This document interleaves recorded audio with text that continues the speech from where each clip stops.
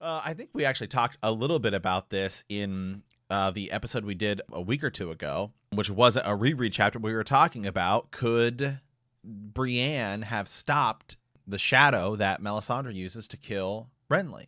That was, that was something we were talking about. And then I believe we started talking about this chapter as well, because we see really, because in that chapter, you don't see what causes that shadow. Right now we know what happened. Right now we know how and why that happened. When we were talking about that, we were talking about, well, is there any sort of magic that could block it? And one of the things we know is Storm's End is imbued with magic. Yeah. And kind of a rehash of that, to be like, because obviously they have to go underneath Storm's End, right, to be able to do this sort of blood magic, and otherwise maybe the shadow couldn't get through. So we'll kind of talk a little bit about that as well. Well, I think while we're on that, just right now for a second, to answer our previous question, and this came from Sir Ryan, which is, what could you do to stop a Shadowbinder?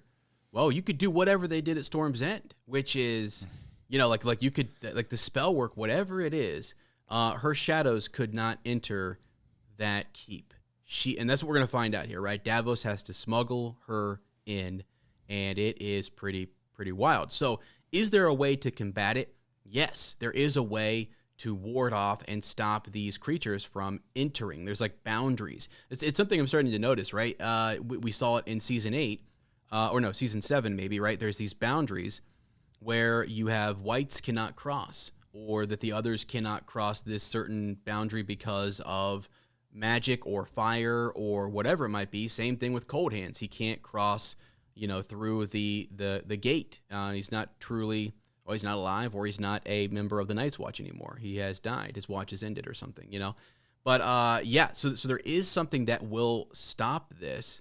It's just, I think we were trying to explore what if you didn't have spells laid around your camp. I mean, I kind of imagine, like, could you go ward off his tent?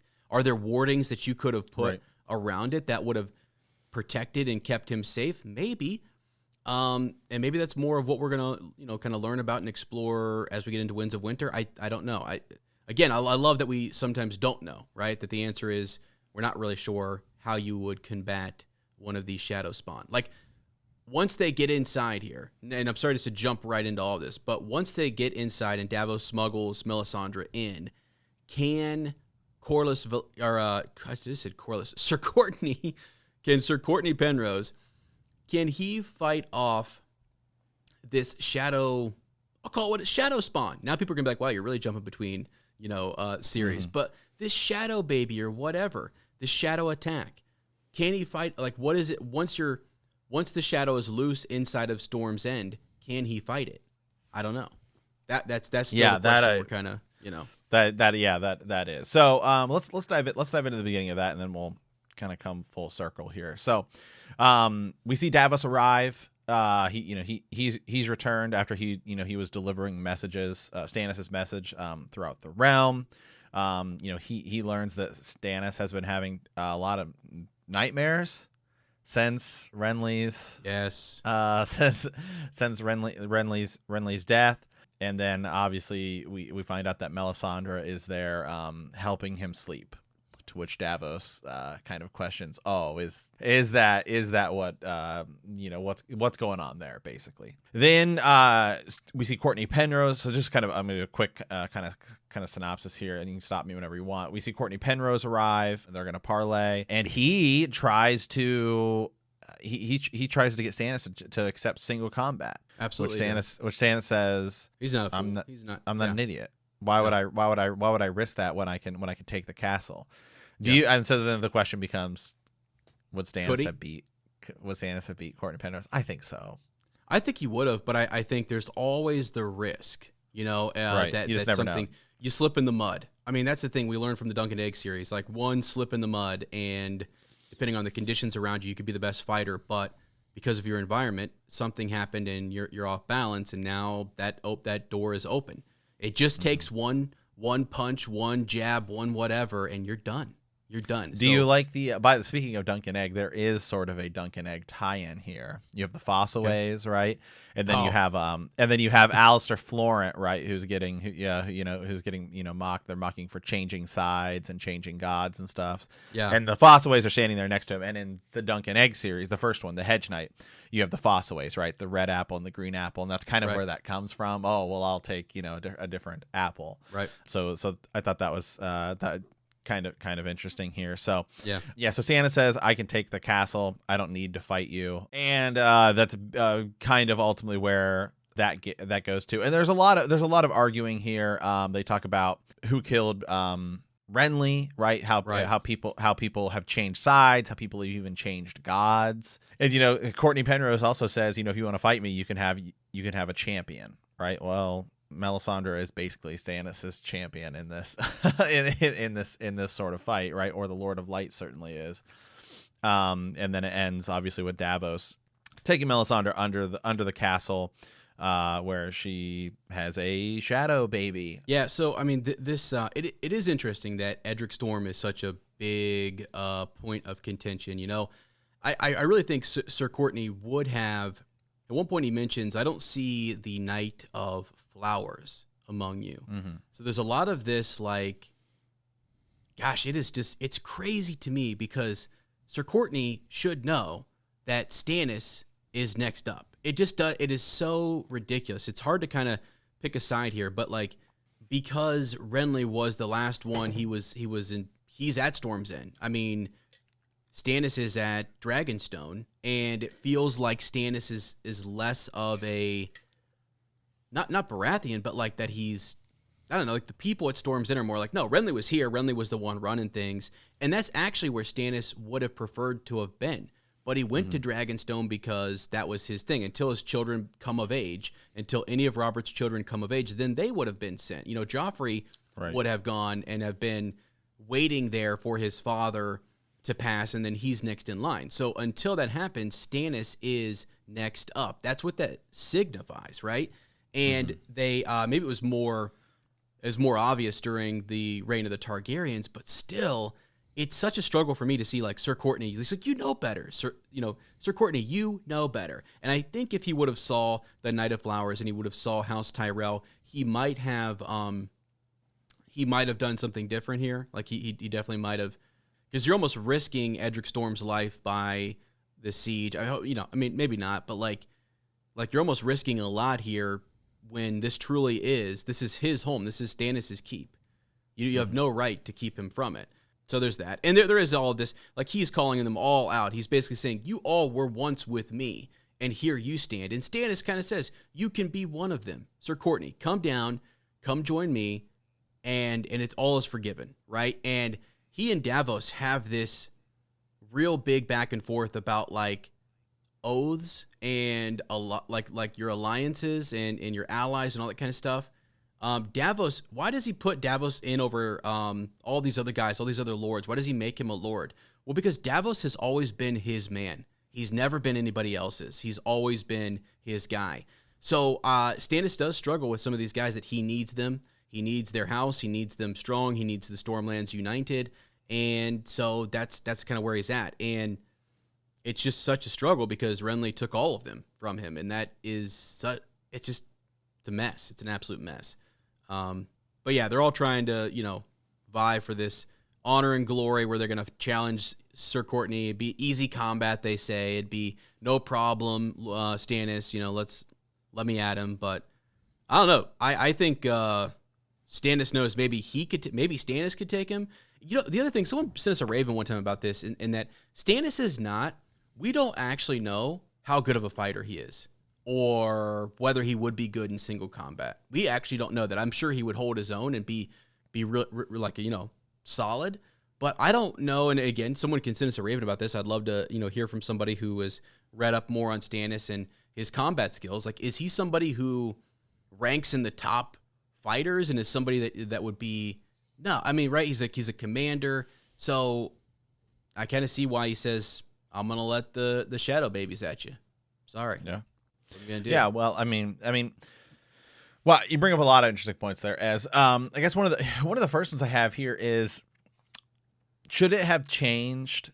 You know, Dragonstone was you're next in line for the Targaryens, but should it have changed once Robert took over to be Storm's End? Because that's their family's family's seat. Now we think that he sends Stannis there, whether he actually thought, you know, it was the case or not, or he sends Stannis there because he doesn't actually like him. But do you think it should have been Storm's End instead? Should have changed from Dragonstone to Storm's End? And I think Robert should have done a lot of things differently, because you just ended the reign of the Targaryens, and I know there's some connection to him being related to them or whatever, but it's a major shift, and the war was against Targaryens, and they were routed and they're gone, banished, exiled. If any of them are found, they're killed. He's sending people to possibly, in the first book, to kill Daenerys and her child. So, yeah, that all started. Remember, King's Landing and all of this started because of Aegon the Conqueror, right? I mean, that's his conquest, and he's the one who unites all of these kingdoms. It is House Targaryen that does that. Before, they each were just kind of ruling their own lands. You had kings, you had 7 kings or more, right, in these lands. So then, yeah, to kind of say, I think it was just, while you're transitioning, had this have gone on for a little bit longer, I think they would have changed Dragonstone. It would have turned into something different, and you would have established a new system for showing and representing who the heir was, and whether that's your house, keep them safe. Where's the safest place? I mean, like if you were a king over all 7 kingdoms, right, and you are from the north, and you're one of the Starks, and you're sitting on the throne, and next in line for you is not too far from you, but at Dragonstone, and most of your armies and your forces, your loyal supporters, are far in the north, it's a little dangerous. It's way easier to take, if that makes sense. Like the Targaryens, they had all of their support around the Crown Lands, and they had their dragons, and they had their alliances and things like that. So, yeah, I think that is something that probably could have and probably should have changed. And it just felt like to those people that this was a new reign. And they saw Renly as, it's weird that they saw, because Stannis says right here in the book, he is talking, they're asking, like, you know, like why do you esteem Sir Courtney higher than some of these other lords who are here with you? And it's kind of ironic, but he looks at Sir Courtney and he says he keeps faith. He keeps faith it's misplaced faith in his brother, Renly, who is dead. But he's keeping faith. He's holding out. He is not. He's basically saying, I chose this side, and I was in opposition to Stannis, and I will die in opposition to Stannis. And Stannis appreciates that. He actually, like there's more honor in Penrose than there are in these guys who are standing next to him, and it's just unfortunate. He says it's misplaced. And if you watch Stannis' story arc, you get into all these conversations where throughout the series, he is trying to make these alliances. He's this hard guy. He's rigid in his beliefs. But like, he thinks back to his brother Robert and the pardons and how he forgave people and all that kind of stuff, and people who absolutely opposed him. But then to keep everything, to keep the peace, he sacrificed some of that versus coming in and saying, no, I'm going to execute you guys and you're done. Although Robert kind of picked and chose, right? I think it was whoever wanted to have a good drink with him and party it up. He was more interested in keeping them around. So Stannis will talk to Davos a lot about that. Like, what is this worth? You know, like where, like you're talking about his morals and his moral compass and what is good, what is bad. I mean, we can get into Melisandre here in a second. Davos straight up asked her at one point, are you good or are you evil? What are you? And, you know, she's just, she's a knight in her own right. Right, she is a knight of the shadows, and he talks to her too about and this is maybe has some truth to it, or maybe it's just from a certain point of view, right? Where she's talking about the shadow, and Davos is saying, well, shadows are evil, and she's saying, no, shadows are good because a shadow only exists because of the light, right? Shadows don't exist in the dark; they're servants of light and fire provided by R'hllor. Yeah, absolutely, absolutely.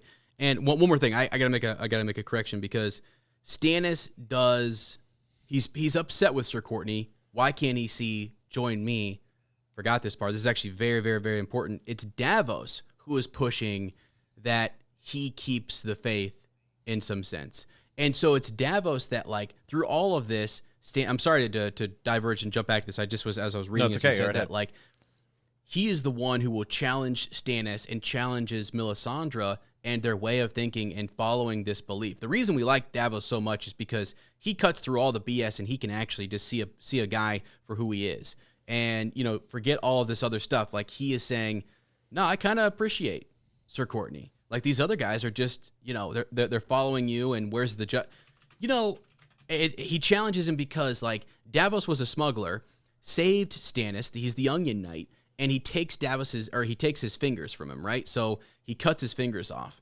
We'll get into it later, but I mean, what does he do to these lords who were against him, who were opposed to him, who outright, you know, were disloyal, showed disloyalty to him? I mean, is that not a crime in of itself to Stannis? And so Davos kind of reminds him of that, and we get in that tricky spot where it's like, what about them? You took my fingers. I got my finger. He wears his finger bones, you know, for luck and to remember all of that. And Stannis has a plan. I think right now it's where we are currently. It's just, okay, stay the course here. I've got to win the crown. I've got to set myself up there. But then he's not going to forget anything. But these lessons in morality and what you're supposed to, what's right and what's wrong and what to do, Davos is there to cut through all the BS. Yeah.